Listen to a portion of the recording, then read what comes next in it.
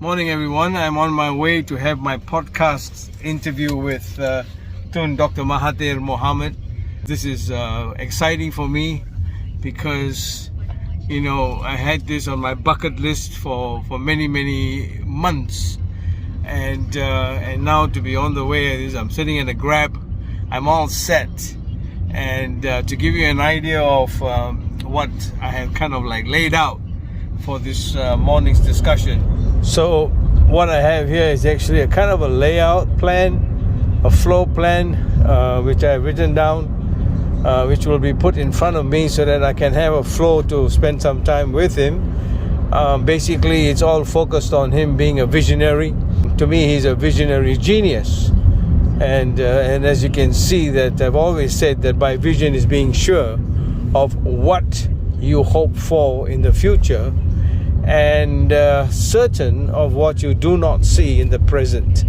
Okay, so that's what a visionary does. And as the founder of 2 Asia Pacific consultations on one Christian discipleship and the other on marketplace mindfulness, and I believe very strongly that hope is the currency of the future in the present, and blind hope is willful ignorance of our past. So we're going to go through this, and I believe that my opening patriarchal statement is that without a vision the people will perish. And I personally believe that the battle of the 21st century is a battle of the mind.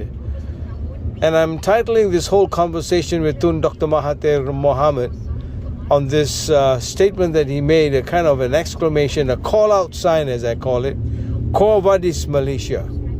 I had to Google that name because I didn't know what it was. And that shows how advanced the man is.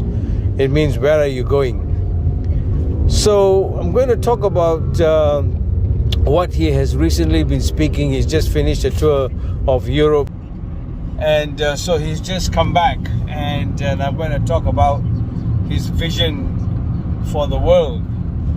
He just was in Japan and Korea.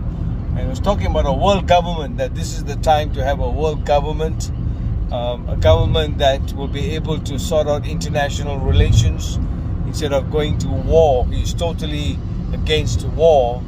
War should be made illegal.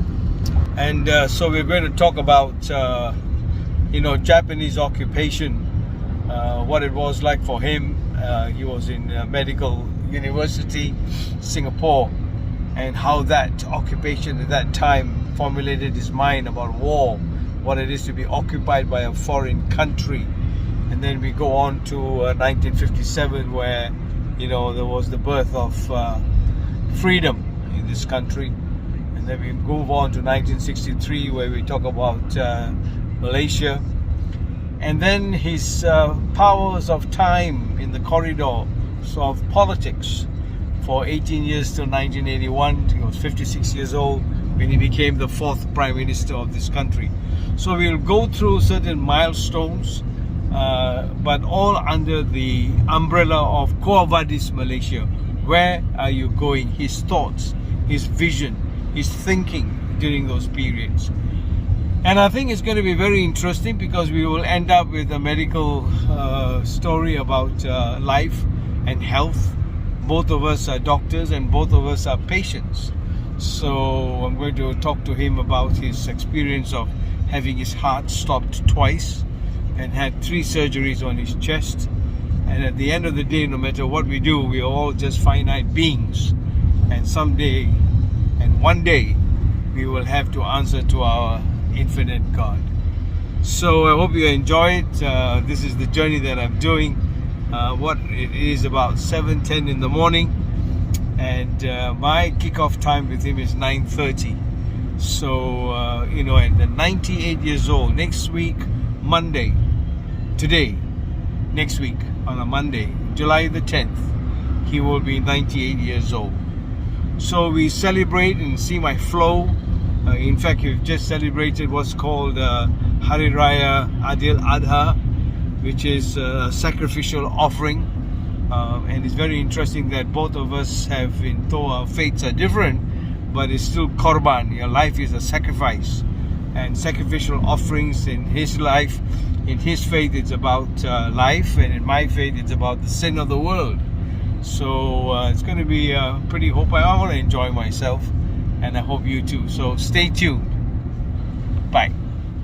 Selamat pagi, Tun. Selamat pagi. I just hope that you will enjoy yourself this morning. There's so much that I'd like to talk to you, and just relax. Have if you want to have a cup of tea, no problem. It is a recorded session, but once I start, I'll be looking at the camera in front of me, Tun. So please excuse if you're seeing me from the side. And then once away, I will look at the camera here at you, but I hope you can hear me loud and clear.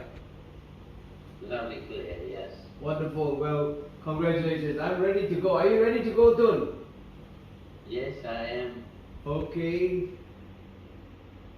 Okay, so that is why you will look at Dr. Charles in green screen, because we will do the post editing. Okay, and then next would be later on, right, when Dr. Charles talk to you, speak to you, sometimes he might look at the side. The reason being is we put the TV showing you at the TV. Yeah, but don't worry, we will do it post editing. Okay. Okay, so now everything good, right? You can hear us clear and Yes. loud, right? Yeah. Okay. So later on, right, our side we will cue Dr. Charles over here. So once he start, right, you can just go with the flow. Okay. All right. So give me 1 minute. We will do our pre-recording. Yeah, just for a few seconds. Okay. So Doctor ready in. Welcome everyone to HEARTtalk, coming to you in Sabah in Malaysia. You know, HEARTtalk is about heart-to-heart conversations about real issues in life. I'm Dr. Charles Lee. I'm a plastic surgeon for the last 40 years, and it's a joy to have you join me on this morning's discussion. You know, it all begins with the fact that by vision is being sure of what you hope for